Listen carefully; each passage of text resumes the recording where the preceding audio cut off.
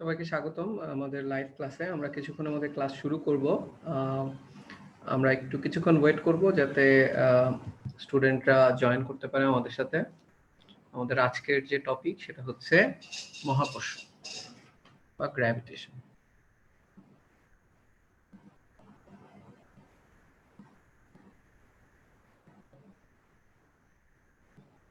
মহাকর্ষ বা গ্র্যাভিটেশন, ঠিক আছে।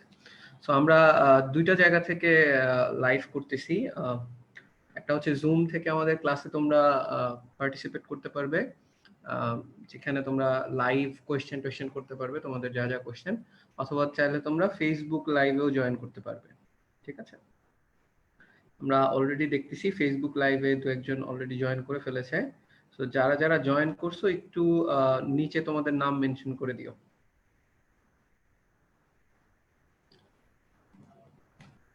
আর যারা যারা জুমে জয়েন করতে চাও তোমাদেরকে আমি অলরেডি মিটিং পাসওয়ার্ড আর হচ্ছে মিটিং এর আইডি কিন্তু পাঠিয়ে দিয়েছি। সো তোমরা চাইলে মিটিং আইডি আর পাসওয়ার্ড দিয়ে জয়েন করতে পারবে।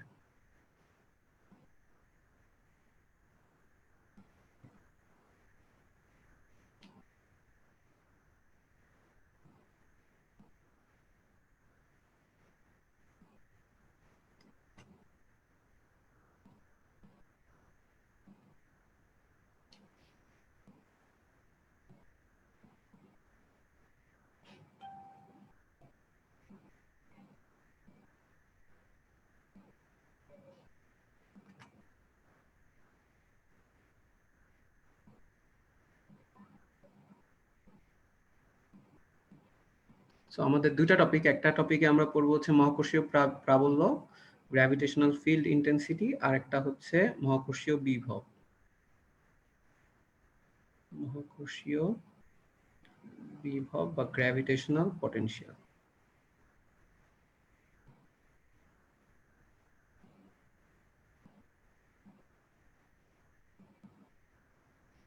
ঠিক আছে, আমরা দেখতে পাচ্ছি ইতিমধ্যে 5-6 জন জয়েন করে ফেলছে আমাদের ফেসবুক লাইভে।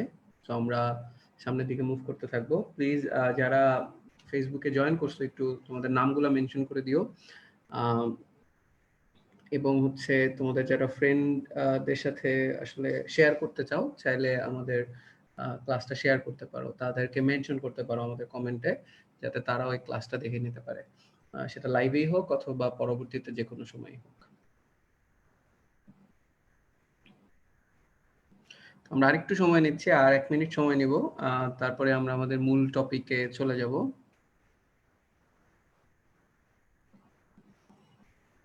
দেখতে পাচ্ছি যে মিফতাহুল জান্নাত মাইশা জয়েন করছে আমাদের ফেসবুক লাইভে।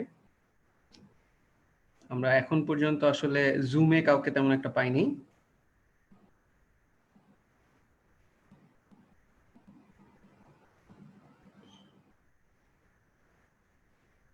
বাট আমাদের ক্লাসগুলো আমরা আস্তে আস্তে এরকম আরো বেশি ইন্টারেক্টিভ করব, যেখানে পার্টিসিপেন্টরা অ্যাকচুয়ালি ক্লাসে যেভাবে কোয়েশ্চেন করে ওইভাবে কোয়েশ্চেন করতে পারবে। সো ওরকম সুযোগ সুবিধা আস্তে আস্তে আমরা নিয়ে আসবো, ঠিক আছে। যেহেতু সবাই আমরা এখন মানে আমরা জানি না আসলে কত দিনের জন্য আমাদের অনলাইনে ক্লাস নিতে হবে, তো আমাদের নিজেদেরকে ইনোভেটিভ হইতে হবে, যেভাবে আমরা বেস্ট ওয়েতে আসলে আমাদের পড়াশোনাগুলো চালিয়ে যেতে পারি, ঠিক আছে। এবং বাসায় বসে বসে আসলে কিছু না করে বোর হয়ে লাভ নাই। এর থেকে বেটার যে কিছু না কিছু শিখো, সেটা পড়াশোনা বিষয়ক হইতে পারে, সেটা রান্না হইতে পারে, সেটা কম্পিউটার কোনো একটা স্কিল শিখতে পারো, ঠিক আছে। তুমি পাওয়ার পয়েন্টের কাজ শিখতে পারো, তুমি এক্সেল এর কাজ শিখতে পারো। অনেক আছে আসলে সুযোগ যে তুমি কিভাবে কিভাবে টাইমগুলো কাটাবা। আমরা দেখলাম ওয়াসি জয়েন করছে আমাদের ক্লাসে। তো চলো আমরা আসলে শুরু করে দিই, ঠিক আছে। বাকিরা জয়েন করতে থাকুক। আমাদের প্রথম যে টপিক সেটা দিয়ে আমরা শুরু করতে চাচ্ছি। প্রথম টপিক হচ্ছে মহাকর্ষীয় প্রাবল্য।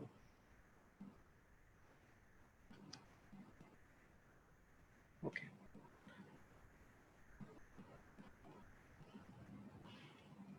মহাকর্ষীয় প্রাবল্য বা gravitational field strength, field intensity যেটাই বলি, gravitational field intensity, gravitational field, এটা অনেক সময় স্ট্রেংথ বলে অথবা অনেক সময় বলে হচ্ছে ইন্টেন্সিটি। তো একটা ব্যাপার হচ্ছে, যারা এই ক্লাসটা করতেছো একটু বলে রাখি, আমরা আমাদের সেকেন্ড পেপারে কিন্তু যে চ্যাপ্টারটা পড়তেছি সেটা হচ্ছে স্থির তড়িৎ। ওইখানেও কিন্তু আমরা প্রাবল্য, বিভব এগুলা পড়ছি, ঠিক আছে? তাহলে একটা জিনিস আমরা একটু বলে দেই, এখানে হচ্ছে এই মহাকর্ষীয় প্রাবল্যটা হচ্ছে সিমিলার টু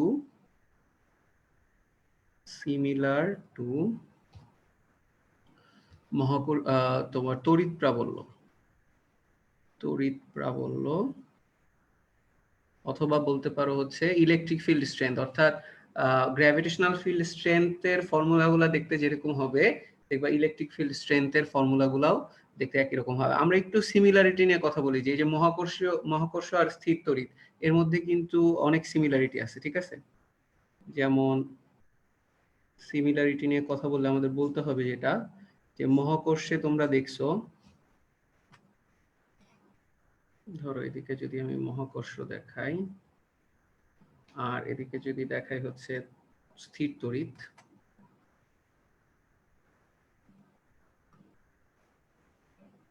কি কি সিমিলারিটি আছে? যেমন মহাকর্ষের যে ফর্মুলাটা রয়েছে, গ্র্যাভিটেশনের যে ফর্মুলা রয়েছে, দুইটা বস্তুর মধ্যে যে আকর্ষণ বল হয় সেই ফর্মুলাটা হচ্ছে F সমান সমান জি, এভাবে লিখি, Gm1m2 divided by D square. আর এখানে স্থির তড়িতের ক্ষেত্রে যে ফর্মুলাটা, সেটার ফর্মুলা হচ্ছে F সমান সমান C into Q1 Q2 by D square. এখানে জাস্ট হচ্ছে আমরা দেখতে পারতেছি যে জাস্ট কনস্ট্যান্ট দুইটা আলাদা, বাট মেথডটা কিন্তু, বা যেভাবে আমরা এক্সপ্রেস করছি, দুইটা এক্সপ্রেশন কিন্তু অনেকটা একই রকম, ঠিক আছে? এরপরে আসো, যে তোমরা প্রাবল্য শিখছিলা, তড়িৎ প্রাবল্য।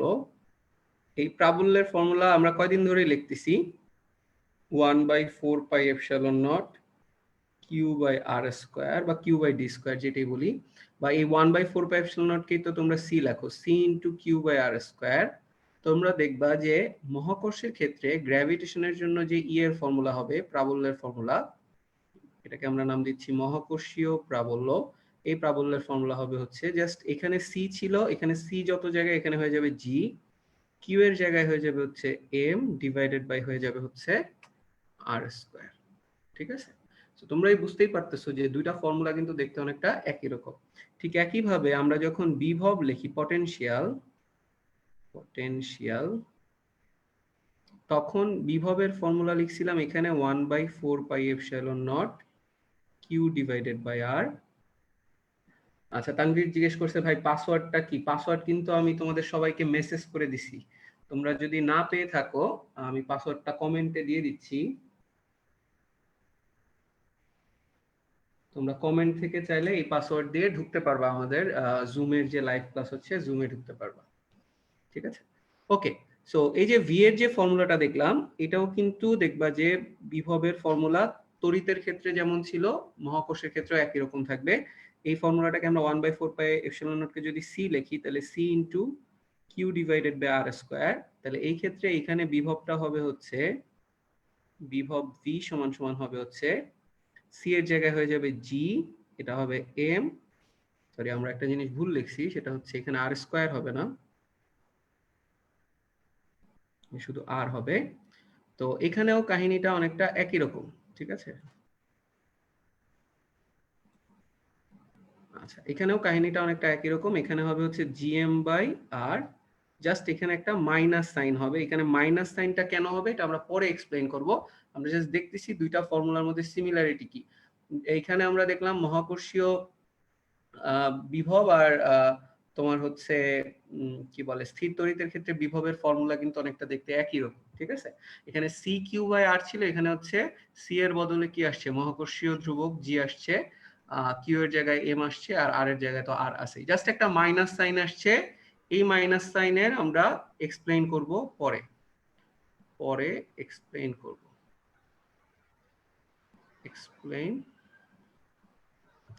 ঠিক আছে? তাহলে আমরা এটাকে পরে এক্সপ্লেইন করব। ওকে, সো আমরা দেখতে পারতেছি আমাদের সাথে অলরেডি 4 জনের মতো জয়েন করছে জুমে। সো একটু কে কে আছো একটু জানায় দাও আমাদেরকে। এই যে ভাই আছি আমি, রাইয়ান। একটু জোরে বলতে হবে কথা। ভাই রাইয়ান। হ্যাঁ, রাইয়ান জয়েন করছে, আর কে জয়েন করছে? আমি দেখতে পাচ্ছি প্রমি জয়েন করছে। প্রমি কি আমাদের কথা শুনতে পারতেছো? জি স্যার। আচ্ছা, আর ওদিকে হচ্ছে আরেকজন জয়েন করছে, আমি জানি না, নামটা দেখা যাচ্ছে না। আই হোপ যে সে কোনো হ্যাকার না। গতদিন আমরা কয়েকজন হ্যাকারকে হ্যান্ডেল করতে হয়েছিল কোন একটা ক্লাস। কিভাবে ভাই? আচ্ছা, ওটা নিয়ে পরে ডিসকাস করব, ঠিক আছে? ওয়াসি, চলো আমরা এই ক্লাসেই দেখতে থাকি, সামনের দিকে মুভ করতে থাকি। তাহলে আমরা কি মোটামুটি ফর্মুলাগুলো সম্পর্কে একটু আইডিয়া পাইছি কিনা? আমি কিন্তু আজকে রাত্রেও আমাদের কি বলে স্থির তড়িতের একটা ক্লাস আছে। স্থির তড়িতের যেগুলা ফর্মুলা দেখাইতেছিলাম, মহাকর্ষের ফর্মুলা কিন্তু আমরা দেখতেছি, দেখতে মোটামুটি একই রকম, ঠিক আছে? মহাকর্ষের ফর্মুলাগুলো কিন্তু আলাদা না, দেখতে অনেকটা সিমিলার, জাস্ট একটা মাইনাস সাইন আছে বিভবের ক্ষেত্রে, ওইটা আমরা এক্সপ্লেইন করব কেন হয়েছে। আমাদের যদি এটুকু পর্যন্ত আমরা বুঝে থাকি, তাহলে আমি এটা এখন একটু মুছে দিব, আমরা নেক্সট টপিকে চলে যাব। এই ফর্মুলাগুলো কিভাবে আসলো একটু একটু দেখাবো, এবং ফর্মুলাগুলা আর অ্যাপ্লিকেশনগুলো দেখাবো, ঠিক আছে? ওকে, সো চলো আমরা তাহলে নেক্সটে চলে যাই, ক্লিয়ার করে দেই। আমরা মহাকর্ষীয় প্রাবল্যর কিছু ম্যাথ দেখি। মহাকর্ষীয় প্রাবল্য, সো যেমন তোমাকে যদি বলা হয় এখানে একটা ম্যাস আছে, ম্যাসটা হচ্ছে ছোট এম, এর থেকে আর দূরে কোন একটা পয়েন্ট আছে পি বিন্দু, ঠিক আছে? পি বিন্দু, তোমাকে বললো পি বিন্দুতে প্রাবল্য কত, পি বিন্দুতে প্রাবল্য কত, ঠিক আছে? সো আমরা একটু দেখি যে আমরা পি বিন্দুর প্রাবল্যটা আসলে কিভাবে বের করতে পারি, ঠিক আছে? পি বিন্দুতে প্রাবল্যের আমরা ফর্মুলা কিন্তু জানি, ইপি এভাবে লেখা যায়, ইপি সমান সমান হচ্ছে জি ইন্টু এম ডিভাইডেড বাই হচ্ছে আর স্কয়ার। এখন এই যে প্রাবল্য, তোমাদের মনে আছে গতদিন আমরা যখন স্থির তড়িৎ চ্যাপ্টারটা পড়াচ্ছিলাম, যখনই প্রাবল্যের কথা বলি, প্রাবল্য কিন্তু এক ধরনের ফোর্স, এক ধরনের ফোর্স অবলিক হচ্ছে বল। সো এটা কি রাশি হবে, স্কেলার রাশি না ভেক্টর রাশি হবে? প্রমি, প্রমি আনমিউট করে একটু বলো, এটা স্কেলার হবে না ভেক্টর রাশি হবে? জি স্যার, ভেক্টর রাশি।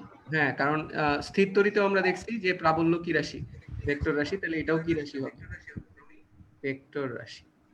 আচ্ছা, ভেক্টর রাশি হইলে আমরা যে ফর্মুলাটা ইউজ করলাম, ইপি সমান সমান জিএম বাই আর স্কয়ার, আমি কি বলতে পারি এটা শুধুমাত্র মান দিচ্ছে, এটার মধ্যে কিন্তু কোনো ডিরেকশন নাই, ঠিক না Promi? GM by R square, এর মধ্যে কোনো ডিরেকশন নেই, শুধুমাত্র মান আছে। এখন ডিরেকশনটা কোন দিকে হবে এটা আমরা একটু বের করি, তার আগে আমরা একটু ডেফিনেশনটা মনে করার চেষ্টা করি, যে ওইখানে আমাদের প্রাবল্যের ডেফিনেশন স্থির তড়িতে ছিল না যে 1 কুলম আধান বসাইলে যে বল অনুভব করে, সেটা ছিল হচ্ছে স্থির তড়িতের ক্ষেত্রে প্রাবল্য। তাহলে মহাকর্ষীয় প্রাবল্যের এটা ডেফিনেশন হচ্ছে এরকম, ডেফিনেশন হচ্ছে মহাকর্ষীয় ক্ষেত্রে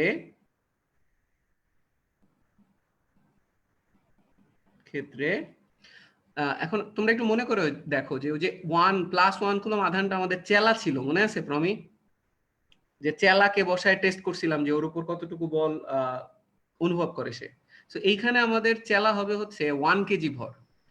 সো ওইখানে +1 কুলম ছিল আর এখানে হচ্ছে 1 কেজি ভর। তাহলে মহাকর্ষীয় ক্ষেত্রে স্থাপিত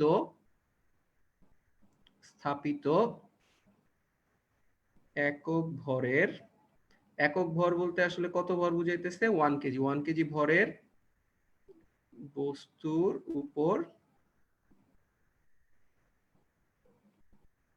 প্রযুক্ত বলই মহাকর্ষীয় প্রাবল্য, ওই বিন্দুর মহাকর্ষীয় প্রাবল্য, ওই বিন্দুর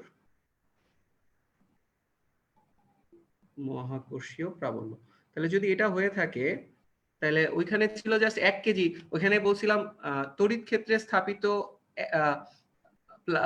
একক ধনাত্মক আধানের উপর প্রযুক্ত বলই হচ্ছে ছিল স্থির তড়িতের ক্ষেত্রে তড়িৎ প্রাবল্য। এখানে হচ্ছে জাস্ট কি চেঞ্জ আসছে, তড়িৎ ক্ষেত্রের জায়গায় হচ্ছে মহাকর্ষীয় ক্ষেত্রে স্থাপিত একক ভরের কোন বস্তুর উপর প্রযুক্ত বলই হচ্ছে ওই বিন্দুর মহাকর্ষীয় প্রাবল্য। তার মানে আমি বলতে পারি এখানে যদি আমার পি বিন্দুতে প্রাবল্য বের করতে চাই, তাহলে এখানে আমি মনে মনে 1 কেজি ভর ধরে নিব, জাস্ট লাইক স্থির তড়িতে আমি এখানে +1 কুলম ধরে নিতাম, এখানে আমাকে 1 কেজি ভর ধরে নিতে হবে, ঠিক আছে? তাহলে 1 কেজি ভরকে এই এম ভরটা আকর্ষণ করবে না বিকর্ষণ করবে? যারা আমাদের সাথে জুমে কানেক্ট আছো, একটু বলে ফেলার চেষ্টা করো। আমি দেখতেছি মুনতাহিনা জয়েন করছে। তো এই যে 1 কেজি ভরকে m ভরের বস্তুটা, এটা আকর্ষণ করবে না বিকর্ষণ করবে? অ্যান্সার দিতে গেলে আনমিউট করে বলতে হবে। প্রমি অথবা মুনতাহিনা অথবা ওয়াসি, কেউ একজন বলো, এই m ভরের বস্তুটা 1 কেজিকে আকর্ষণ করবে না বিকর্ষণ করবে?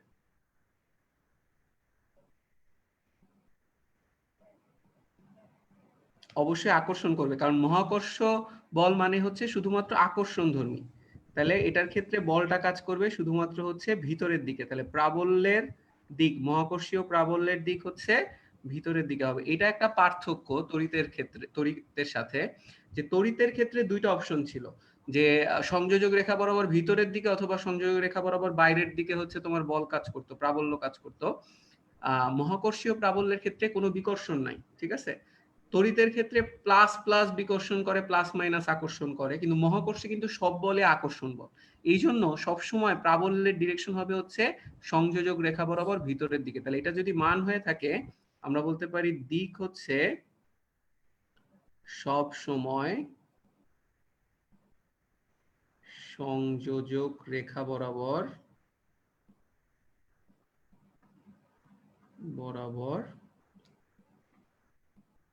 ভিতরের দিকে। না বুঝতে পারলে কিন্তু আমাকে অবশ্যই ফেসবুকে কমেন্টে জানাইতে পারো, অথবা আমাদের জুমে বলতে পারো তোমরা, ঠিক আছে। দিক সবসময় হবে হচ্ছে সংযোজক রেখা বরাবর ভিতরের দিকে, ঠিক আছে। তাহলে মহাকর্ষীয় প্রাবল্যের ডিরেকশন একটাই হয়, সেটা হচ্ছে ভিতরের দিকে হবে, ঠিক আছে। যেমন আমি খুব সহজ একটা এক্সাম্পল যদি দিই, আমরা এর আগে এরকম করছিলাম, তোমাদের নিশ্চয়ই মনে আছে, যে একটা ট্রায়াঙ্গেল আঁকছিলাম। আমি যদি এখানে দেখাই,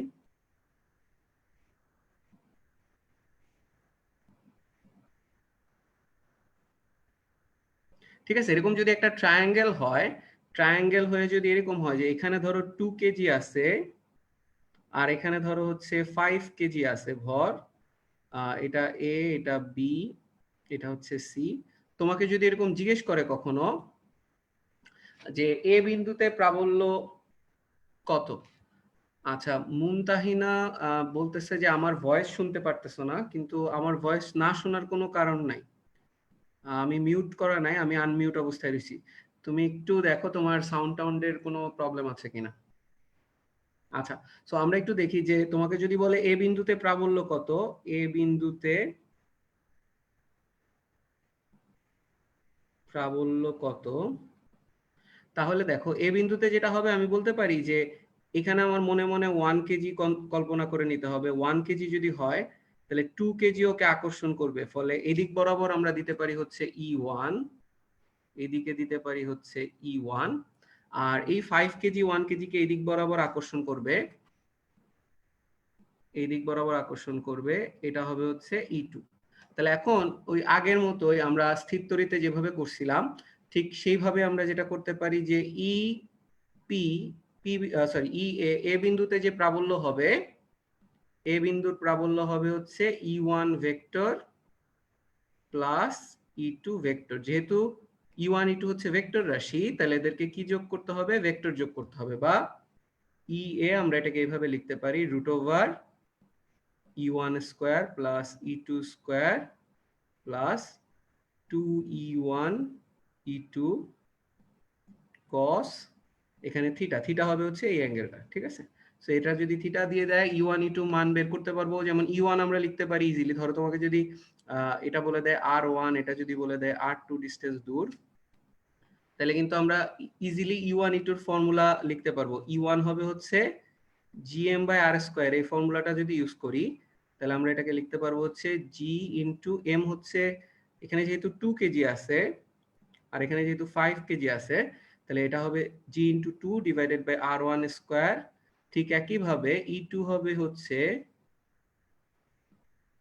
g into 5 divided by r2 square. তাহলে এই ভ্যালুগুলো তুমি যদি বসায় দাও, r1 r2 যদি দেয়া থাকে, m1 m2 তো দেয়া আছে, তাহলে তুমি E1 E2 লব্ধিটা হয়তো এইরকম একটা ডিরেকশনে EA পেয়ে যাবা, ঠিক আছে। তোমরা স্থির তড়িতের লেকচারটা একটু ফলো করো, আমি এটাকে আবার আমি করে দিচ্ছি না। স্থির তড়িতে এই টাইপের সেম একটা ম্যাথ আমরা গত দিনই করাইছি, ঠিক আছে। সো এইভাবে আমরা প্রবলেমগুলো সলভ করব প্রাবল্যের ম্যাথ যখন দিবে, ঠিক আছে। কি প্রাবল্য, মহাকর্ষীয় প্রাবল্য। একটাই ডিফারেন্স তড়িৎ প্রাবল্যের সাথে। তড়িৎ প্রাবল্যের ক্ষেত্রে আমরা দেখছি যে প্রাবল্যের ডিরেকশন সংযোজী রেখার ভিতরে হয় অথবা বাইরে হয়, কারণ তড়িতের ক্ষেত্রে আকর্ষণ বিকর্ষণ দুইটাই আছে। আর মহাকর্ষের ক্ষেত্রে বা গ্র্যাভিটেশনে যেহেতু শুধুমাত্র অ্যাট্রাকশন ফোর্স বা আকর্ষণ ফোর্স আছে, এই জন্য শুধুমাত্র সংযোগ রেখা বরাবর ভিতরের দিকে হচ্ছে তোমার প্রাবল্যের ডিরেকশন হবে E1 এদিকে, E2 এদিকে, লব্ধি এদিক বরাবর।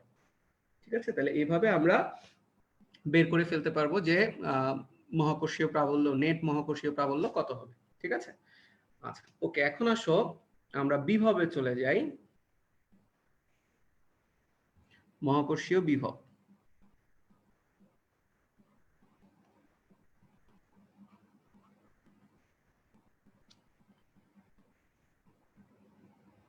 আচ্ছা, মুনতাহিনা আমাকে একটু জানাও তো আমার কথা কি শোনা যাচ্ছে কিনা।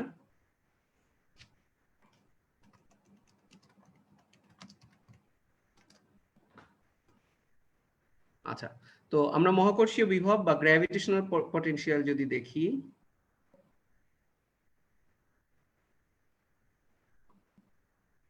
সো এটার সংজ্ঞাটাও কি হবে, অনেকটা আগের মতোই। ঠিক আছে, মহাকর্ষের ডেফিনেশন অনেকটা স্থির তড়িতের মতোই। এটার সংজ্ঞা হচ্ছে এরকম যে একক ভরের, এখানে আমার চেলা যেহেতু একক ভর বা 1 কেজি, একক ভরের কোনো বিন্দু ভরকে বা বিন্দু বস্তুকে মহাকর্ষীয় ক্ষেত্রের কোনো বিন্দুতে আনতে, মহাকর্ষীয় ক্ষেত্রের কোনো বিন্দুতে নিয়ে আসতে যে কাজ করতে হয়, যে কাজ করতে হয়, তাকে ওই বিন্দুর মহাকর্ষীয় বিভব বলে, তাকে ওই বিন্দুর মহাকর্ষীয় বিভব বলে। তো এটাও খুব সহজ। যেমনটা স্থির তড়িতে ছিল যে একক ধনাত্মক আধানকে অসীম থেকে নিয়ে আসতে যে কাজ করা লাগে, এখানে হচ্ছে একক ধনাত্মক না হয়ে একক ভরের কোনো বিন্দু বস্তুকে মহাকর্ষীয় ক্ষেত্রে কোনো বিন্দুতে নিয়ে আসতে যে কাজ করতে হয়, তাকে ওই বিন্দুর মহাকর্ষীয় বিভব বলে। এখন আসো যে এটার ভি এর ফর্মুলাটা মাইনাস জি এম বাই আর কেন হইলো, আমরা ওই মাইনাসটার এক্সপ্লেনেশন দেই। আর এটা ডেরাইভেশন আসলে তোমাদের বইতে দেয়া আছে, তোমরা যদি একটু বই থেকে দেখে নাও, ডেরাইভেশনটা খুব আমরি কঠিন কিছু না, ইন্টিগ্রেশন করে বের করা হয়েছে। ঠিক আছে,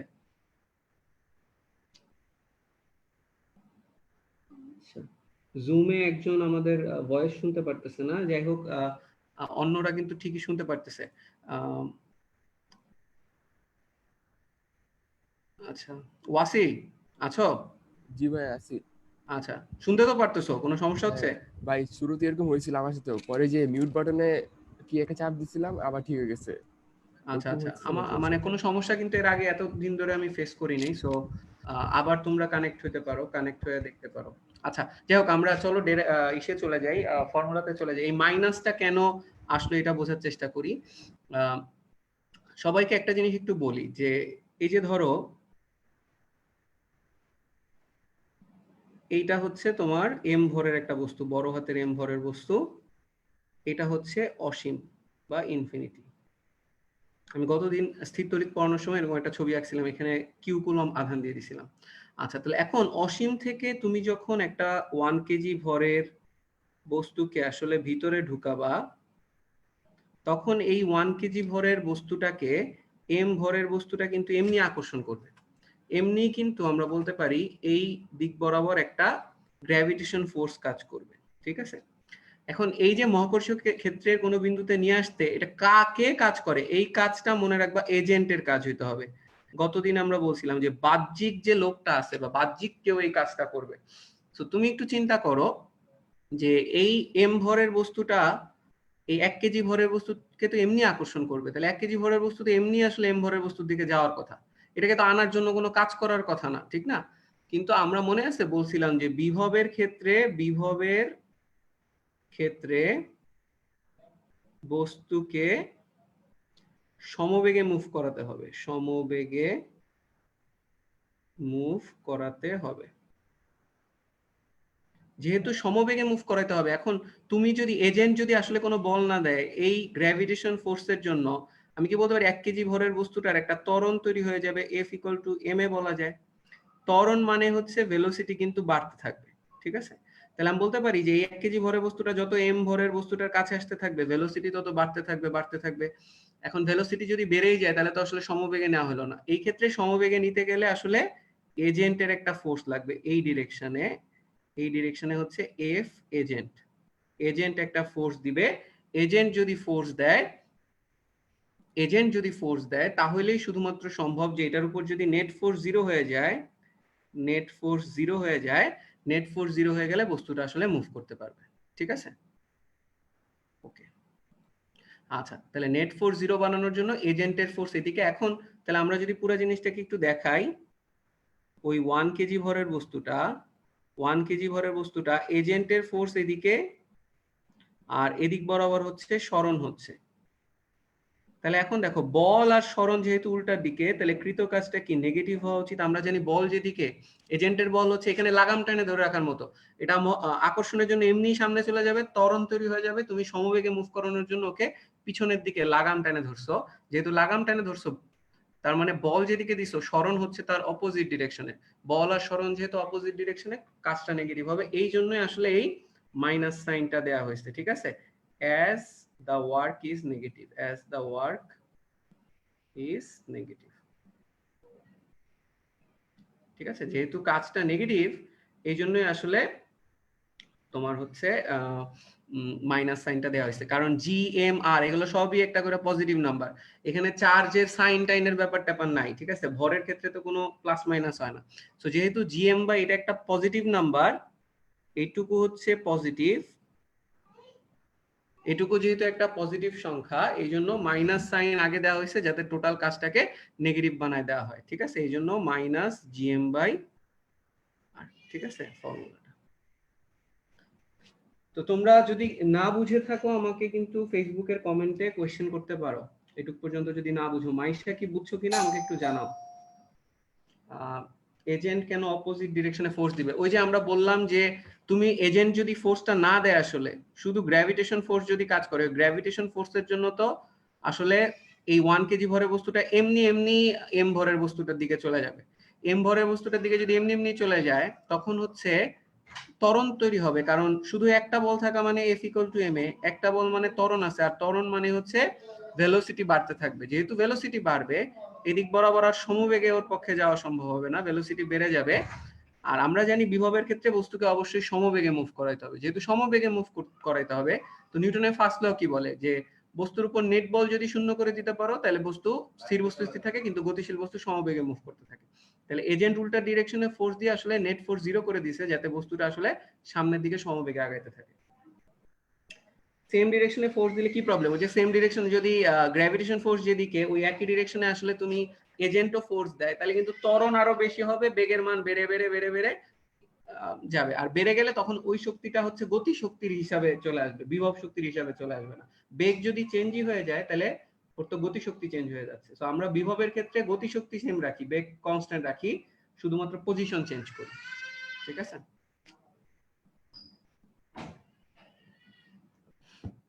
আচ্ছা মাইশা একটু জানাও যে বুঝতে পারছো কিনা। ওকে, তাহলে আমরা মোটামুটি যদি এটা বুঝে থাকি, এখন আরো কিছু জিনিস আমরা ব্যাখ্যা করব। সেটা হচ্ছে যে গোলকের ক্ষেত্রে প্রাবল্য এবং বিভব কেমন হবে। ওকে, সো মাইশা বুঝছে, আমরা চলো সামনের টপিকে চলে যাই। তানিশা জিজ্ঞেস করছে যে কিন্তু ভাইয়া গ্র্যাভিটেশন ফোর্সের ডিসপ্লেসমেন্টের ডিরেকশন তো সেম।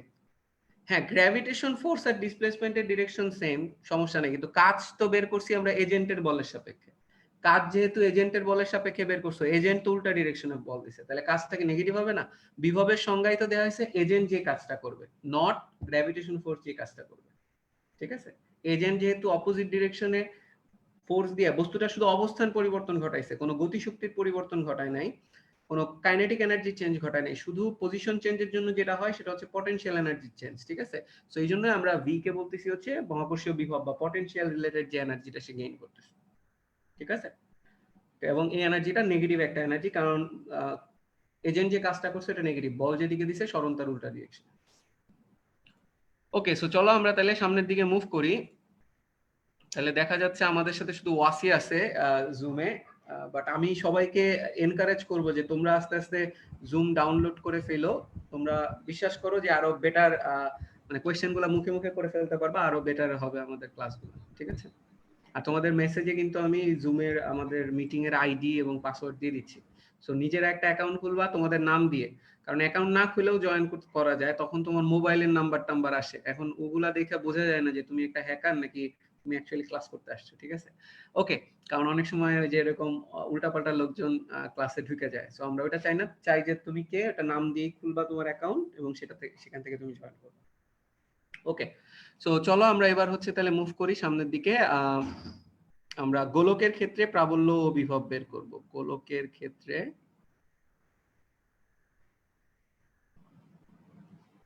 প্রাবল্য ও বিভব। আমাদের আজকের লেখা কি ঠিকমতো বোঝা যাচ্ছে কিনা তোমরা একটু কমেন্টে জানাও। তানভীর বলতেছে জুম ইউজ করতে পারি না। Get use to it man, এটা ইউটিউবে দেখে ফেলো একটা টিউটোরিয়াল কিভাবে জুম ইউজ করে, খুব তো কঠিন কিছু না। ওকে, আচ্ছা তাহলে আমরা একটা গোলক আঁকি, গোলকের ক্ষেত্রে প্রাবল্য ও বিভব কি হবে আমরা এটা দেখে ফেলবো। সো চলো আমরা একটা গোলক আঁকি। সরি,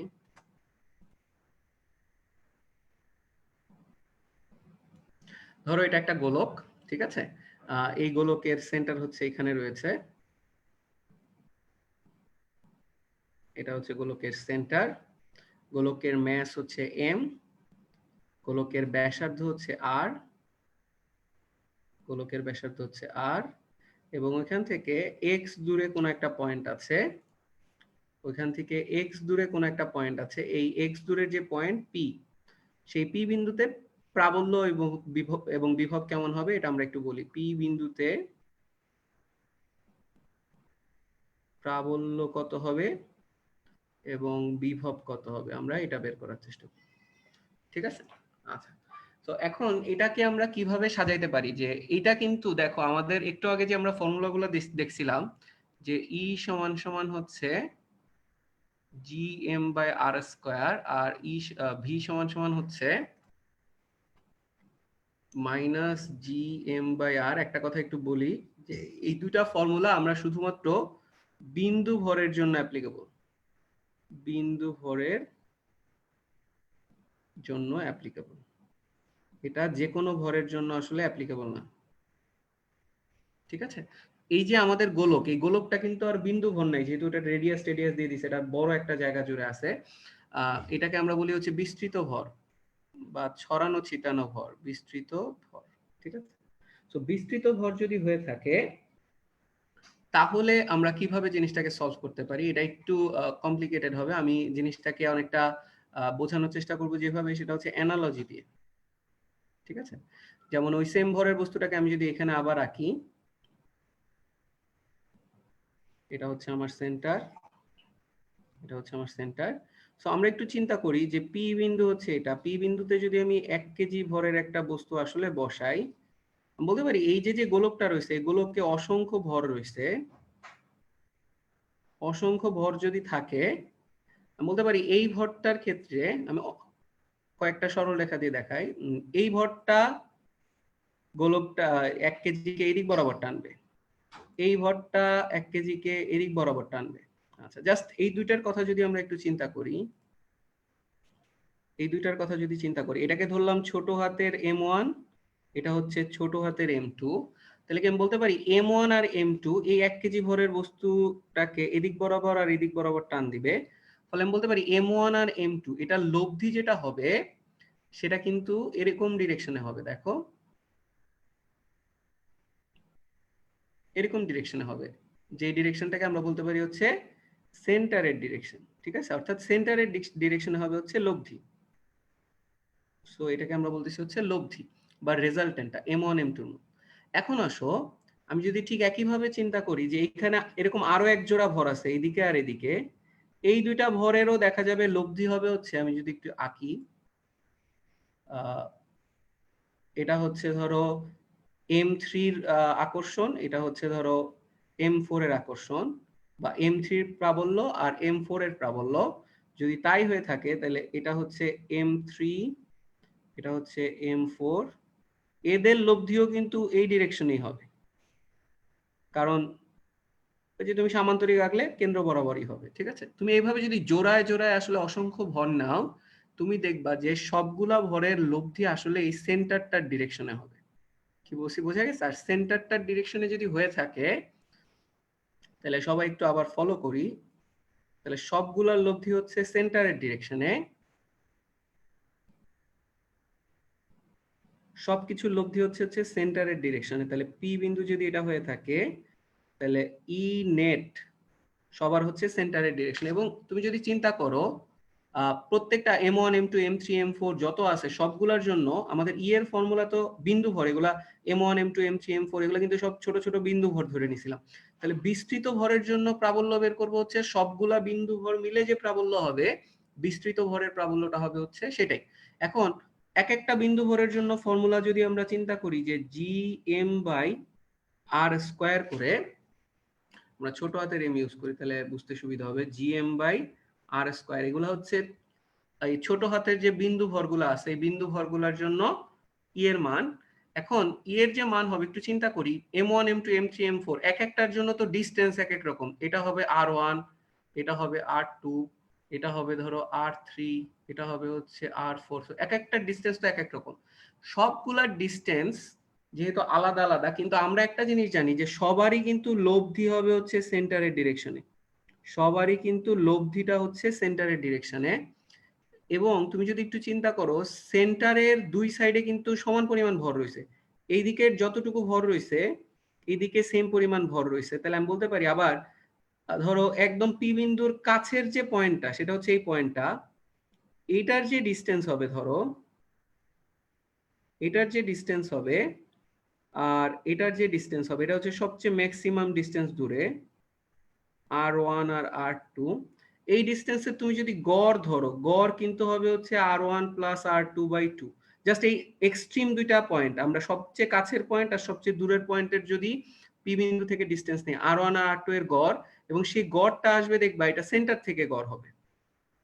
কারণ খুব স্বাভাবিক, একটা হচ্ছে এক পৃষ্ঠ থেকে আরটা হচ্ছে বিপরীত পৃষ্ঠ থেকে, তাহলে এভারেজ হবে হচ্ছে এই সেন্টার বরাবর ডিস্টেন্স, সেন্টারের থেকে ডিস্টেন্স, তাহলে এটা হচ্ছে গড় দূরত্ব হবে। এই জন্য আমরা যেটা করব গোলকের ক্ষেত্রে, গোলকের ক্ষেত্রে আমরা ই এর যে ফর্মুলা, এটা অ্যানালজি থেকে যদি লেখার চেষ্টা করি, আমরা যেই তুলনাগুলো করলাম, যেই সম্পর্কগুলো দেখলাম, এই সম্পর্ক দিয়ে যদি বোঝার চেষ্টা করি, আমরা এটাকে লিখতে পারবো হচ্ছে জি, এই M1 M2 M3 সবগুলা মিলে হইলো হচ্ছে টোটাল বড় হাতের এম, আর R1 R2 R3 এই সবগুলার যেই এভারেজ দূরত্বটা হয়ে যাবে, কাইন্ড অফ এভারেজ দূরত্বটা হয়ে যাবে হচ্ছে সেন্টার থেকে ডিস্টেন্স, তার মানে আর এখানে আর না দিয়ে আমরা একটা কাজ করি, যেহেতু আমরা এটাকে এক্স দ্বারা প্রকাশ করছিলাম, তাহলে আমরা এটাকে আর দিয়ে না লিখে আমরা বলতে পারি হচ্ছে সেন্টার থেকে ডিস্টেন্স, ঠিক আছে, সেন্টার থেকে ডিস্টেন্স। ইন দ্যাট কেস আমরা এটাকে x² লিখতে পারি, যেখানে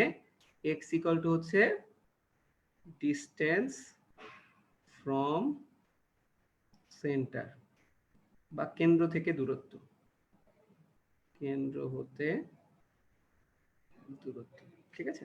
তার মানে আমরা যে ডিসটেন্সটুকু নিলাম সেটা হচ্ছে সেন্টার থেকে ডিস্টেন্স। তাহলে গোলকের ক্ষেত্রে আমরা খুব সহজে এখন লিখে ফেলি, পুরো জিনিসটাকে সামারি করি। না বুঝলে একটু কমেন্টে লিখে দিবা যে কোন অংশটুকু বুঝো নাই। গোলকের ক্ষেত্রে প্রাবল্য, গোলকের ক্ষেত্রে প্রাবল্য হবে হচ্ছে E সমান সমান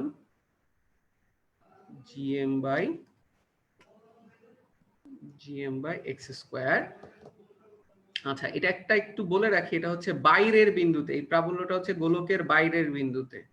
আমরা পরে বলবো কেন গোলকের বাইরের বিন্দুতে বললাম, গোলকের বাইরের বিন্দুতে, ঠিক আছে। গোলকের ভিতরের বিন্দুতে হইলে আবার একটু ডিফারেন্ট হবে। সো GM/x², m হচ্ছে গোলকের ভর, গোলকের ভর, m হচ্ছে গোলকের ভর, আর x হচ্ছে কেন্দ্র থেকে দূরত্ব।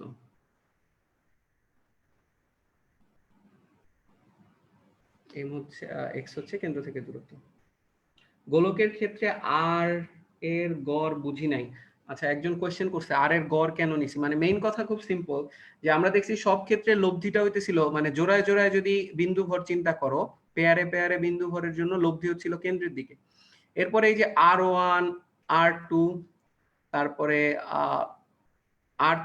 R4 R3 এই ডিস্টেন্স গুলার যদি গড় নেই, আমি জাস্ট একটা এক্সাম্পল দিছি যে ধরো জোড়ায় জোড়ায় নেওয়ার ক্ষেত্রে একটা জোড়া হইতে পারে এরকম সবচেয়ে পি বিন্দুর সবচেয়ে কাছের বিন্দু আর পি বিন্দুর সবচেয়ে দূরের বিন্দু, এইটার তো গড় হবে হচ্ছে এই R1 আর R2 এর গড়। এখন দেখো R1 টা হচ্ছে ছোট আর R2 টা হচ্ছে বড়, তাহলে গড় কি হওয়া উচিত মাঝামাঝি ডিস্টেন্স থেকে, অর্থাৎ দেখবা সেন্টার থেকে এই ডিস্টেন্সটা আসবে, সেন্টার থেকে ডিস্টেন্স হবে, যেটাকে আমরা হচ্ছে এই আর বারটা বলতেছি। আর বার হচ্ছে R1 প্লাস R2/2। ঠিক আছে, মানে তুমি যদি সবগুলা ভরের লব্ধি চিন্তা করো সেন্টার বরাবর, তাহলে সেন্টার থেকেই তো ডিস্টেন্স নেওয়া উচিত। ঠিক আছে, সেন্টার বরাবরই লব্ধি, পুরা ভরটাকে তুমি সেন্টারে ধরে নিচ্ছ, অথবা পুরা এম ভরটা যদি চিন্তা করো তার ডানে যে ভর বামেও একই ভর, তাহলে সেন্টারে হচ্ছে ওর ভার কেন্দ্র রয়েছে, এই জন্য আমরা বলতে পারি যে সেন্টার থেকে ডিস্টেন্সটা আমাকে নিতে হবে। ঠিক আছে, যেহেতু সেন্টারে ওর ভার কেন্দ্রটা রয়েছে, পুরা ভরকে যদি বিন্দু ভর হিসেবে চিন্তা করতে পারো, সেটা শুধুমাত্র সেন্টারেই চিন্তা করা সম্ভব, অন্য কোনো জায়গায় চিন্তা করা সম্ভব না, এই জন্য আমরা সেন্টারে পুরা ভর ধরছি, সেন্টার থেকে ডিস্টেন্স দিছি। আচ্ছা, রিওনা ছোঁয়া জিজ্ঞেস করছে যে ভাইয়া ইরেগুলার শেপ হলে কি হবে। ইরেগুলার যদি শেপ হয়, ইন দ্যাট কেস হচ্ছে তোমাকে বের করতে হবে যে কোথায় ইকুইভ্যালেন্ট মানে ম্যাচটা ধরলে পরে বা ভরটাকে কোন জায়গায় ধরলে পরে হিসাবটা মিলে। ইরেগুলার শেপের জন্য এটা অ্যাকচুয়ালি বের করা অনেক কঠিন হবে। ঠিক আছে, ইন্টিগ্রেশন করে করে বের করতে হবে আমাকে, কারণ যখনই কোনো কিছু চেঞ্জ হইতে থাকে কন্টিনিউয়াসলি, ইন্টিগ্রেশন ছাড়া কিন্তু আর কোনো ওয়ে নেই। ঠিক আছে, তো আমরা এতক্ষণ ধরে তাহলে যেটা দেখলাম, এটা হচ্ছে গোলকের বাইরের যে কোনো বিন্দুতে প্রাবল্য, এটা হচ্ছে গোলকের বাইরের যে কোনো বিন্দুতে প্রাবল্য gm/x²। ঠিক আছে, এটা যদি বুঝে থাকি তাহলে আমরা পরের দিকে যাই, আমি এটা তাহলে মুছে ফেলবো।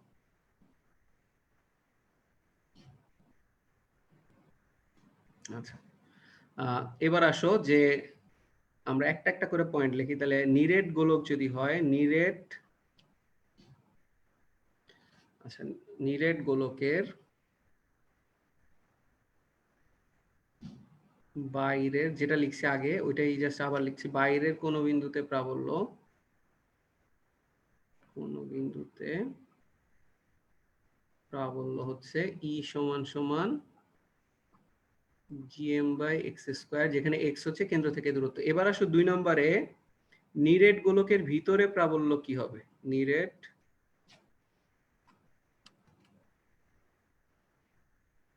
গোলকের ভিতরে প্রাবল্য। ঠিক আছে, এটা আমরা একটু হেডিং দেই, এবং এটা কিভাবে বের করা যেতে পারে আমরা চলো এটা একটু দেখে ফেলতে চাই।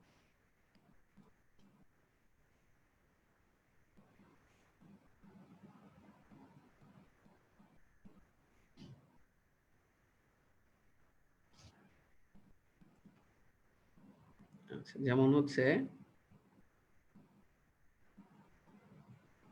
পি বিন্দু, এবারে যে পি বিন্দুটা রয়েছে, ধরো পি বিন্দুটা গোলকের ভিতরে পড়ে গেছে এবং পি বিন্দুটা হচ্ছে এক্স দূরে রয়েছে। ঠিক আছে, এইভাবে দেখাই, পি বিন্দুটা হচ্ছে এক্স দূরে রয়েছে, আর এটা যেহেতু গোলকের সেন্টার, তাহলে এই দূরত্বটুকুকে আমরা বলতে পারি হচ্ছে গোলকের ব্যাসার্ধ, যেটা কিনা আর এর সমান। এখন তাহলে তার মানে এখানে বুঝতেই পারতেছি এক্স হচ্ছে লেস দেন আর, আর এখানে হচ্ছে এক্স হচ্ছে গ্রেটার দেন আর ছিল।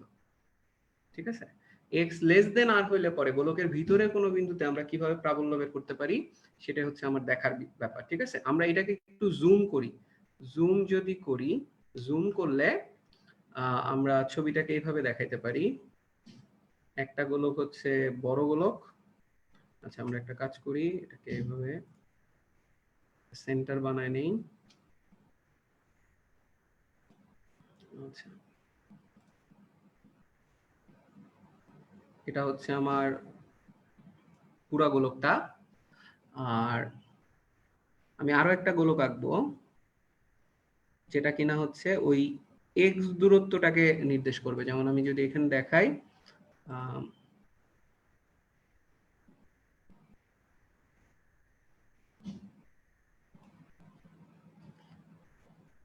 আচ্ছা তাহলে দেখো এটা হচ্ছে সেন্টার,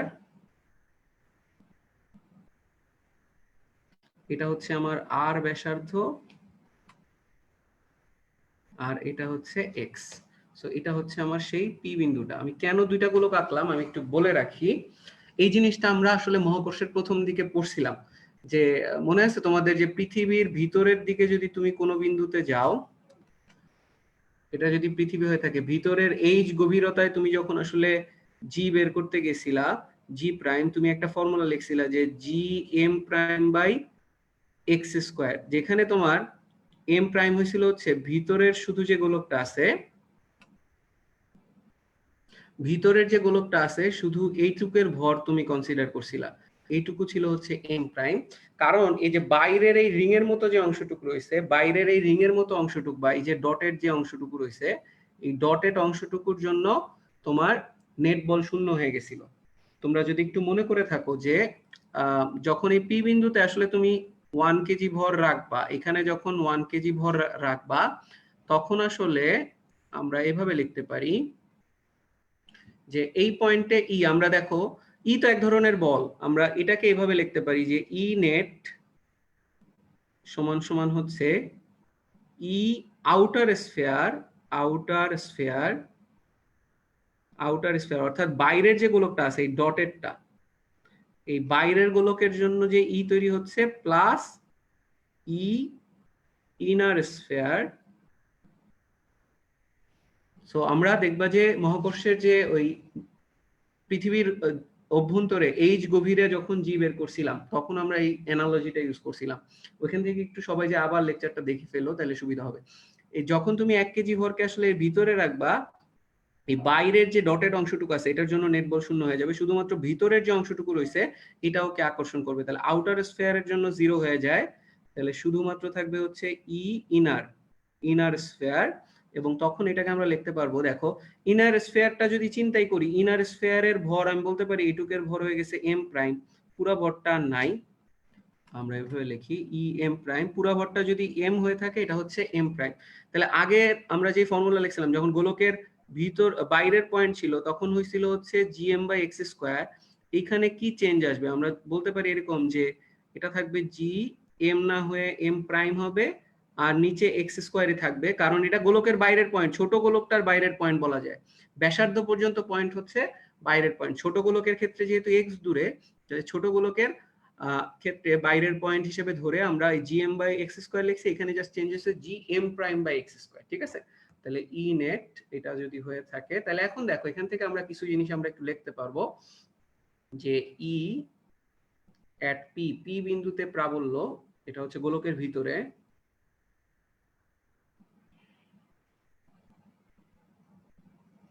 গোলকের ভিতরে পি বিন্দুতে প্রাবল্য।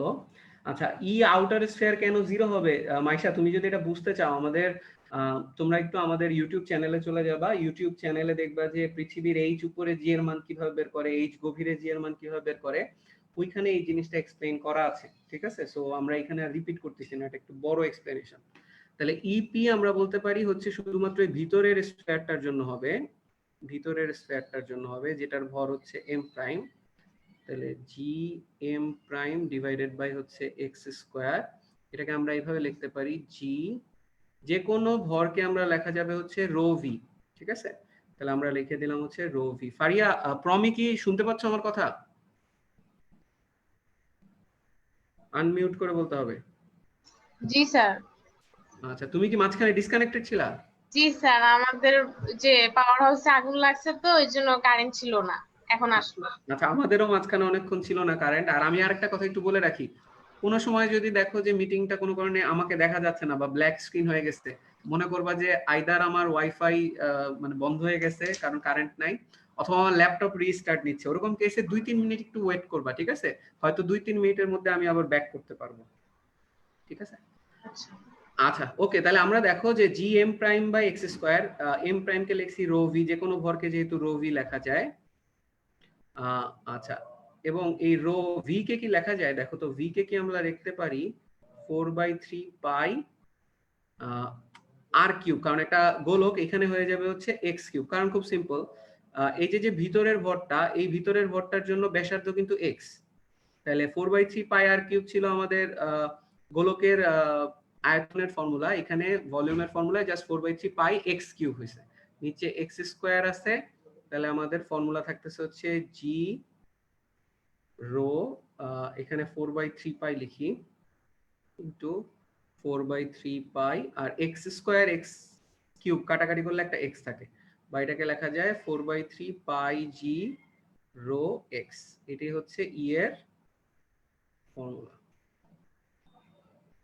ঠিক আছে, এটা কোথাকার ফর্মুলা? এটা হচ্ছে গোলকের ভিতরে। তাহলে গোলকের ভিতরে ই এর ফর্মুলা আমরা পাইলাম হচ্ছে 4/3 pi G rho x.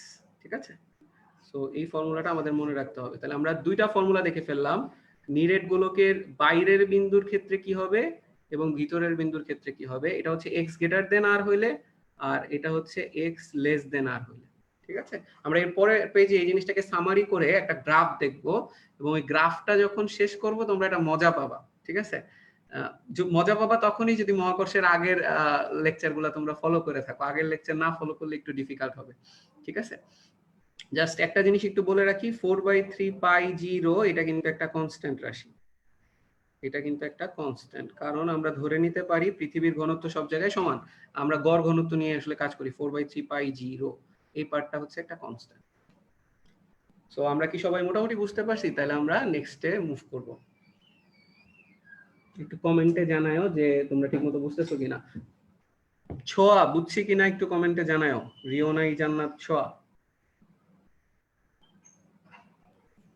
Sir এখানে বস্তুটা কি এক্স দূরত্বে আছে, ওই যে নিরেট গোলকের ভিতরে প্রাবল্য যেটাতে? হ্যাঁ হ্যাঁ, বস্তু না, 1 কেজি ভর, কারণ প্রাবল্যের জন্য তো আমি 1 কেজি ভর বসাই, ঠিক না? ও তাহলে আচ্ছা। 1 কেজি ভরটাকে ভিতরে বসাইছি। আর প্রমি, তোমাদের মনে আছে ক্লাসে আমি মহাকর্ষতে বুঝাইছিলাম, ভিতরে যখন আসলে মুভ করবা এই আউটার গোলকটা আসলে আকর্ষণ করে না, নেট আকর্ষণ 0 হয়ে যায়। হ্যাঁ ওটা বাদ হয়ে যাবে। হ্যাঁ, ওটা বাদ হয়ে যায়। এই জন্য শুধু ভিতরের গোলকের জন্য হচ্ছে আকর্ষণটা থাকে। আর ভিতরের গোলকের যেহেতু ভর আলাদা, পুরা ভর হবে না, এম না হয়ে এম প্রাইম নিতে হবে আমার এখানে। ঠিক আছে, ওই এম প্রাইমের ভ্যালু দেখো, G M prime by x square বসাই দিচ্ছি। এম প্রাইম হচ্ছে রো ভি, যেহেতু ভর হচ্ছে আয়তন ইন্টু ঘনত্ব, সো ওইখান থেকে ভলিউম টলিউম বের করে এই ফর্মুলাটা আসছে। বুঝছি প্রমি?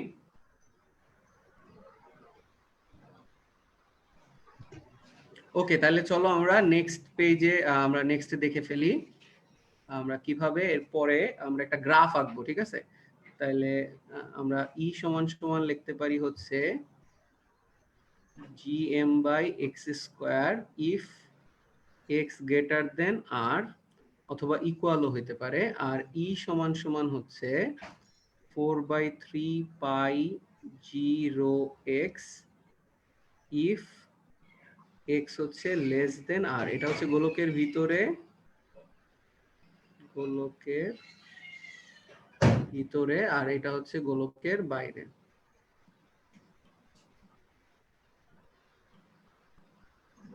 ঠিক আছে, এখন আসলে এটার আমি একটা গ্রাফ আঁকবো, যে গ্রাফটাই আমাদের অনেক বড় একটা আন্ডারস্ট্যান্ডিং ক্লিয়ার করবে।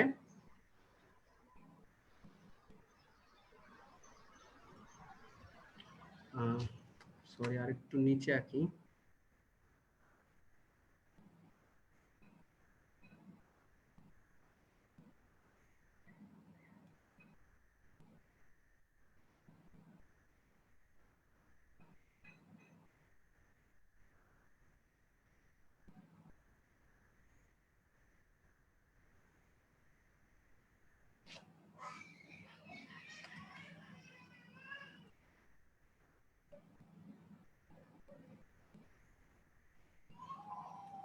আচ্ছা, সো আমরা এবার যে কাজটা করব সেটা হচ্ছে, এটা হচ্ছে সেই নিরেট গোলক,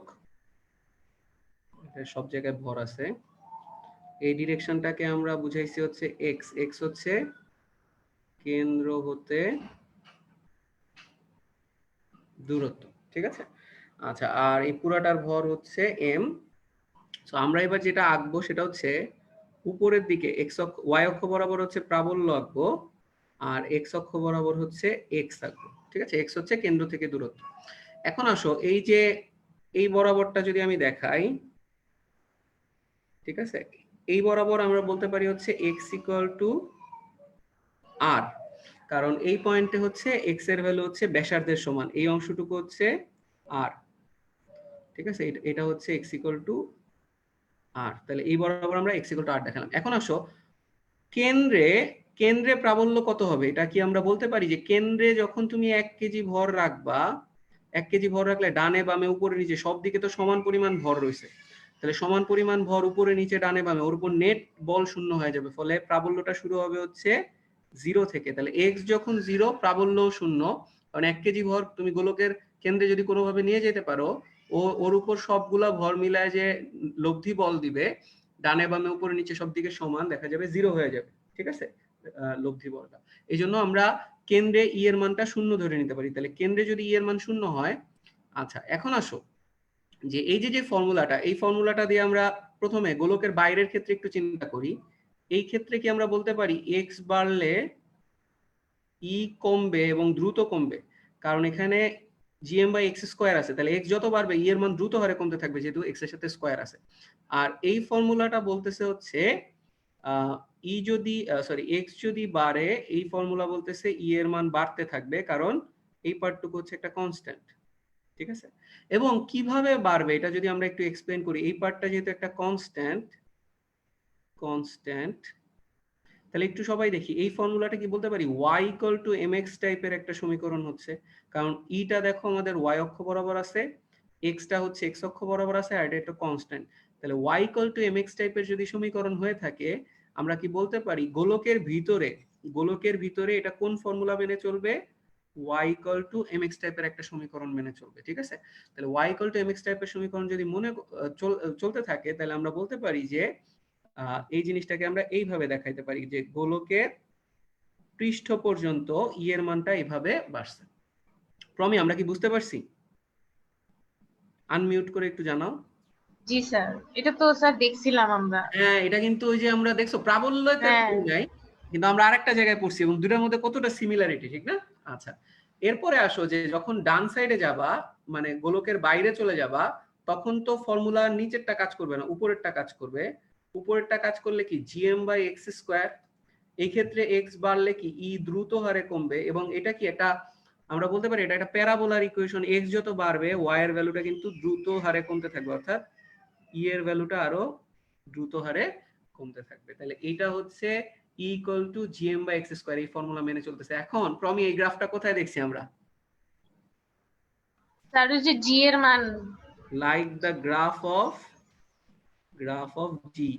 তাহলে আমরা বলতে পারতেছি যে এটা জি এর গ্রাফের মতো, ঠিক না? অর্থাৎ আমরা একটা জিনিস তাহলে বলতে পারি যে, আচ্ছা ওয়াসি বলতেছে নামাজ পড়বে, হ্যাঁ নামাজ পড়ার আমি একটু ব্রেক দিব। আচ্ছা যারা আসরের নামাজ পড়ো নাই পড়ে ফেলো, আমরা মাগরিবের আগে এটা শেষ করে দিই। So like the graph of G, এবং আমরা বলতে পারি যে পৃষ্ঠে এই যে ই এর ভ্যালু পৃষ্ঠে সর্বোচ্চ হয়েছে, তাহলে পৃষ্ঠে ই এর ভ্যালু সর্বোচ্চ, পৃষ্ঠে ই এর ভ্যালু হবে হচ্ছে সর্বোচ্চ, ঠিক আছে। ওকে, তাহলে আমরা এই জিনিসটা থেকে আমরা বুঝতেছি যে জি আর ই একই রকম। এবং দেখো তোমরা আসলে জি এর ফর্মুলা দেখছিলা হচ্ছে যে জিএম বাই আর স্কয়ার ছিল। এই ক্ষেত্রেও কিন্তু আমরা দেখতেছি যে ই এর ফর্মুলা হচ্ছে জিএম বাই এক্স স্কয়ার। তার থেকেই বোঝা যাচ্ছে যে ফর্মুলাও দেখতে সেম। তাহলে আমরা বলতে পারি যে প্রাবল্য, মহাকর্ষীয় প্রাবল্য এক ধরনের কিন্তু ত্বরণ, মহাকর্ষীয় প্রাবল্য এক ধরনের ত্বরণ, মহাকর্ষীয় প্রাবল্য এক ধরনের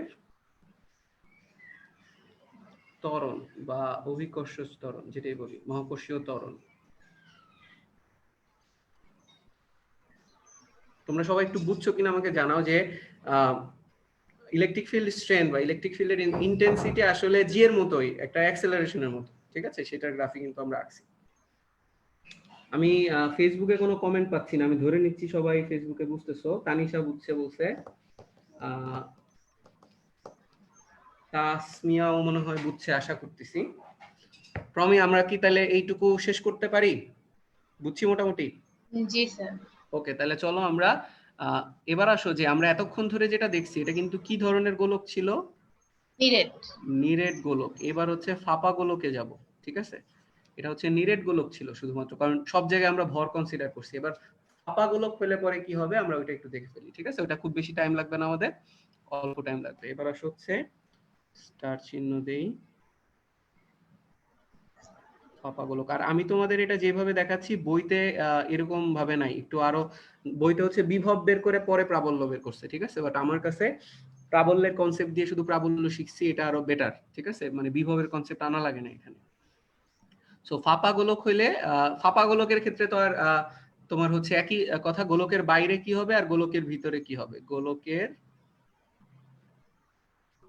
বাইরের বিন্দুতে প্রাবল্য কেমন হবে সেটা দেখবো। বাইরের বিন্দুতে প্রাবল্য, আবার আমরা দেখবো গোলকের ভিতরের বিন্দুতে প্রাবল্য, ঠিক আছে? তো আমরা যদি একটু দেখি গোলকের বাইরের বিন্দুতে প্রাবল্য কেমন হবে, আমরা গোলক এঁকে ফেলি। আচ্ছা, এটা যদি সেন্টার হয়ে থাকে, বাইরের বিন্দু হচ্ছে এরকম হবে।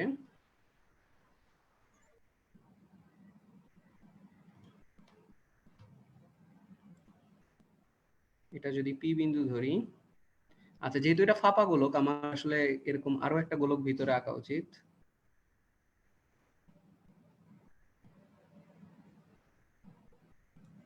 আচ্ছা, তো এখান থেকে যেটা বুঝতে চাচ্ছি আমরা যে এই অংশটুকু শুধু ভর আছে,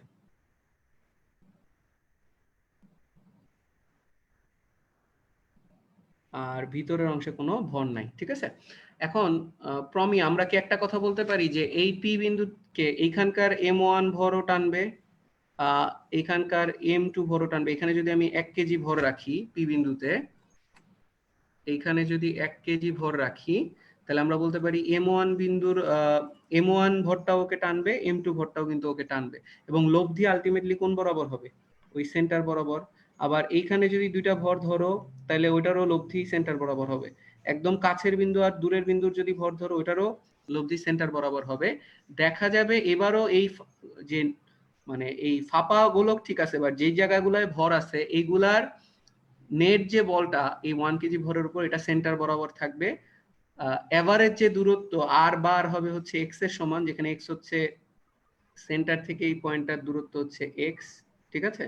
সেন্টার থেকে এই পয়েন্টটার দূরত্ব হচ্ছে এক্স, এবং ভরটা কিন্তু দেখো আমরা বলতে পারি এই পুরো সিস্টেমের ভার কেন্দ্র রয়েছে কেন্দ্রে।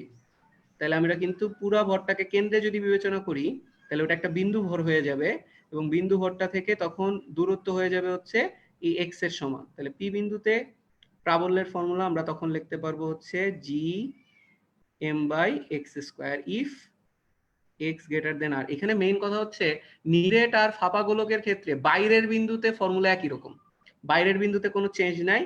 কারণ হচ্ছে ওই লব্ধি বলটা কেন্দ্র বরাবরই কাজ করে, এবং পুরা ভরটা, ভার কেন্দ্র কোথায় রয়েছে, কেন্দ্রেই রয়েছে। পুরা ভরটাকে আমরা কেন্দ্রে একটা বিন্দু ভর হিসেবে বিবেচনা করে নিতে পারি, ঠিক আছে?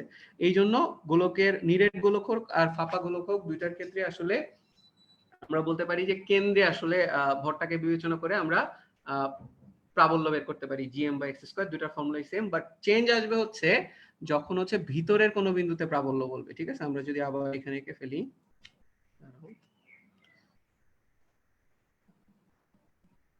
এটা যদি আমার সেন্টার হয়,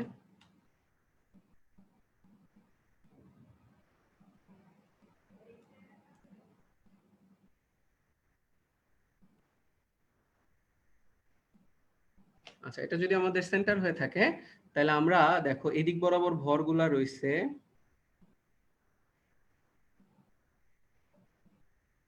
এখন ভিতরে যদি আমি পি বিন্দুতে প্রাবল্য বের করতে চাই, পি বিন্দুতে কিন্তু দেখো আমরা কি বুঝতে পারতেছি কিনা, পি বিন্দুতে প্রাবল্য আসলে শূন্য হবে। কারণ এই পি বিন্দুতে যদি 1 কেজি ভর রাখো, এটাকে এইদিকেও টানবে এদিকেও টানবে, সব দিকেই কিন্তু এটার উপর নেট মানে বল কাজ করবে।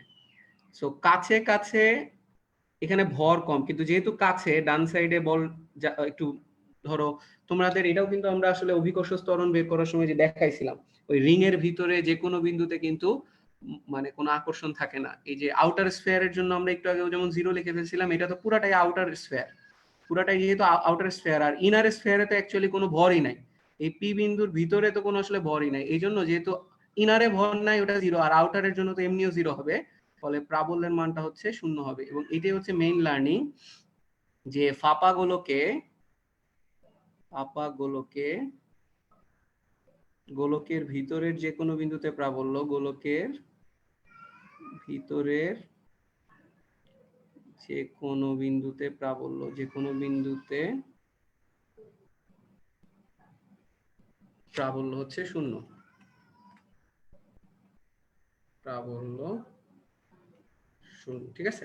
ফাঁপা গোলকে ভিতরে 0 হয়, নিরেট গোলকে কিন্তু ভিতরে 0 হয় না। ওই যে আমরা একটা গ্রাফ যে একটু আগে আঁকছিলাম ওই গ্রাফটা ফলো করে, কিন্তু ফাঁপা গোলকের ক্ষেত্রে এটা ভিতরে 0ই হবে, ঠিক আছে। তোমরা একটু ঠিকমতো বুঝতে পারছো কিনা আমাকে একটু কমেন্টে জানাও, আমি কিন্তু ফিডব্যাক পাচ্ছি না তেমন একটা। আইডিয়ালের ব্যাচের জন্য এটাকে উদ্দেশ্য করে আসলে ক্লাসটা নেওয়া, কিন্তু আইডিয়ালের কয়জন আদৌ উপস্থিত আছে আমি কিন্তু খুব বেশি স্টুডেন্টদের দেখতেছি না, ঠিক আছে। তাহলে আমরা ফর্মুলাগুলোকে এইভাবে লিখে দিতে পারি। গোলকের বাইরের বিন্দুতে ই হচ্ছে gm/x², তাহলে if x greater than or equal হচ্ছে r, আর e equal to 0 if x less than r, ঠিক আছে।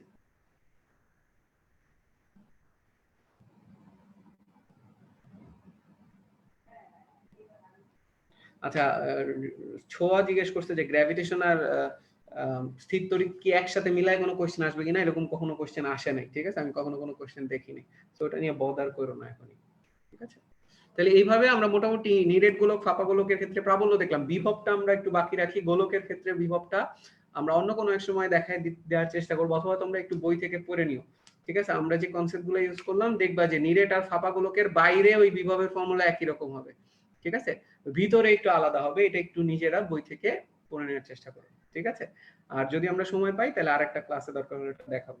সো এই পর্যন্তই। এখানে যা যা দেখাইছি আজকে, এখান থেকে প্রচুর এমসিকিউ টাইপের কোশ্চেন আসতে পারে, প্রাবল্য থেকে তোমার হচ্ছে ম্যাথ আসতে পারে, বিভবের থেকেও ম্যাথ আসতে পারে, ঠিক আছে।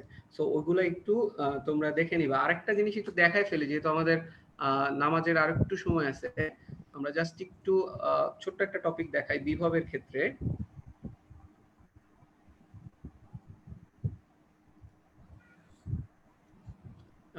বিভবের যদি একটা গ্রাফ আঁকার চেষ্টা করি, ধরো এটা হচ্ছে m ভরের একটা বস্তু আর x দূরে,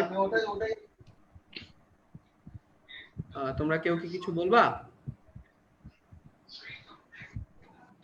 আচ্ছা, তাহলে আমরা একটু দেখি যে পি বিন্দুতে যদি বিভবের ফর্মুলা লিখি, তোমাদের মনে আছে যে এটার ফর্মুলা ছিল হচ্ছে মাইনাস gm, এভাবে gm ইনটু x, x হচ্ছে দূরত্ব। তুমি যদি এটার ফর্মুলা অনুসারে তুমি যদি আসলে একটা গ্রাফ আঁকো, এটার গ্রাফটা কেমন হবে আমরা যদি একটু দেখি।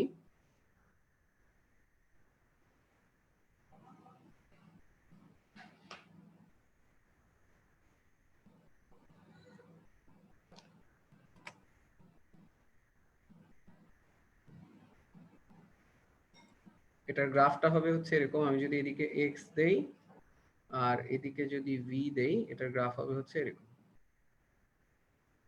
আচ্ছা, কেন এটা ফোর্থ কোয়াড্রেন্টে হলো এটা বুঝতেই পারতেছো যে x এর মান যদি পজিটিভও হয় v এর মান কিন্তু নেগেটিভ হবে, ঠিক আছে। আর আমরা যদি একটু দেখি যে x যদি টেন্ডস টু ইনফিনিটি হয় v টেন্ডস টু হয়ে যাবে হচ্ছে 0। তাহলে এই যে দেখো x যদি টেন্ডস টু ইনফিনিটির দিকে যাইতে থাকে, এটা হচ্ছে টেন্ডস টু ইনফিনিটি, ইনফিনিটির দিকে যায় হচ্ছে এটা 0 হবে, ঠিক আছে। আর x এর মান যত কম হবে, x এর মান যত কম হবে তত v এর মান বড় হবে। দেখো x কম হলে v এর মান বেশি হবে, কিন্তু নেগেটিভ দিকে বেশি হবে। এই জন্যই দেখো যদি মাইনাস সাইনটা আছে, x এর মান যত কম v এর মান নেগেটিভ দিকে সবচেয়ে বেশি, মানে নেগেটিভ দিকে বেশি হইতেছে। তাহলে একটা জিনিস আমরা সবসময় মনে রাখবো যে v এর মান সর্বোচ্চ হয় যখন x ইকুয়াল টু হচ্ছে ইনফিনিটি, কারণ v তো বাকি সব ক্ষেত্রে নেগেটিভ ভ্যালু দিবে, v তো কখনো পজিটিভ হবে না। শুধুমাত্র x এর ভ্যালু যখন ইনফিনিটি হবে তখন v এর ভ্যালুটা 0 হবে। 0 হইলে এটা সর্বোচ্চ মান, বাকি সব তো নেগেটিভ। তাহলে আমরা কি বলতে পারি v এর মান তো উপরের দিকে গেলে বাড়তেছে। v যদি উপরের দিকে বাড়তে থাকে, আমরা যদি চিন্তা করি, তাহলে উপরে বাড়া মানে হচ্ছে x ইকুয়াল টু ইনফিনিটিতে যে v 0 হইলে ওই 0টাই হচ্ছে সর্বোচ্চ মান, ঠিক আছে। তাহলে আমরা এটা কিন্তু আগেও দেখছি যে পৃথিবী যদি এটা হয়ে থাকে, এটা যদি আর্থ হয়ে থাকে, আমরা বলি না যে এখান থেকে যত উপরে যাব এই যত বাড়বে আমরা বলি না বিভব শক্তি তত বাড়বে, বিভব শক্তি বা পটেনশিয়াল এনার্জি তত বাড়তে থাকে, ঠিক আছে। তার মানে আর থেকে যত দূরে যাও পটেনশিয়াল এনার্জি বা বিভব শক্তি তত বাড়তে থাকে। ঠিক একই কথা যে দুইটা বস্তুর দূরত্ব যত বাড়ে, এটা যদি m1 হয়, এই x এর ডিসটেন্স যত বাড়তে থাকবে, x টেন্ডস টু যত ইনফিনিটি হবে, v তত বা আমরা এইভাবে লিখি x যত বাড়বে, এটা যদি x হয়ে থাকে v তত বাড়বে, ঠিক আছে। কারণ নেগেটিভ ভ্যালু কমতেছে, x এর ভ্যালু বাড়া মানে নেগেটিভ ভ্যালুটা কমতেছে, মানে হচ্ছে আসলে v এর মানটা অ্যাকচুয়ালি বাড়তেছে, ঠিক আছে। তাহলে যেটা বলতেছিলাম যে পৃথিবীর পৃষ্ঠ থেকে যত উপরে যাবা, h যত উপরে হবে তত যেহেতু বিভব শক্তি বাড়ে, ঠিক একইভাবে দুইটা বস্তুর মধ্যে দূরত্ব যত বেশি হবে তত বিভব শক্তি বাড়বে, বা কোনো বস্তু থেকে যত তুমি দূরে যেতে থাকবা বিভব শক্তি তত বাড়তে থাকবে। তাহলে এখন আমাকে বলো তো, একটা কথা কি আমরা বলতে পারি কিনা, আমরা অ্যাকচুয়ালি যখন বলতাম যে এইচ উপরে যে কোনো একটা পয়েন্টে পটেনশিয়াল এনার্জি যখন বলতাম mgh, এটা আসলে যেটা হয় যে এটা যদি এ বিন্দু হয় আর এটা যদি বি বিন্দু হয়, এটা হচ্ছে এ আর বি এর বিভব পার্থক্য। কারণ আমরা বিভব বের করার ফর্মুলা কিন্তু যেটা শিখলাম সেটা একটাই, বিভবের ফর্মুলা কিন্তু v সমান সমান minus G M by X বা জি এম বাই আর, যেটাই বলি। সো এ বিন্দুতেও বিভব আছে, আসলে বি বিন্দুতেও বিভব আছে। আমরা যে লিখি mgh, এটা আসলে এই এ আর বি বিন্দুর বিভব পার্থক্য। এ থেকে ভি থেকে যত উপরের দিকে যাবা, দূরত্ব যত বাড়বে পৃথিবী থেকে, তত বিভব শক্তি বাড়বে, এবং পৃথিবী যত কাছে আসতে থাকবা বিভব কমতে থাকবে, ঠিক আছে। এবং একটা জিনিস মনে রাখবা, এ এবং বি দুইটা বিন্দুতেই কিন্তু বিভব নেগেটিভ হবে, কারণ দেখো বিভবের ভ্যালু সবসময় নেগেটিভই হয়, হাইয়েস্ট হতে পারে হচ্ছে 0। তাহলে পৃথিবীর আশেপাশে যে কোনো বিন্দুতে কিন্তু বিভব মানে নেগেটিভ। তাহলে পৃথিবীর, এই কথাটা একটু লিখে রাখো, এমসিকিউ তে এটা আসে, পৃথিবীর উপরে যে কোনো বিন্দুতে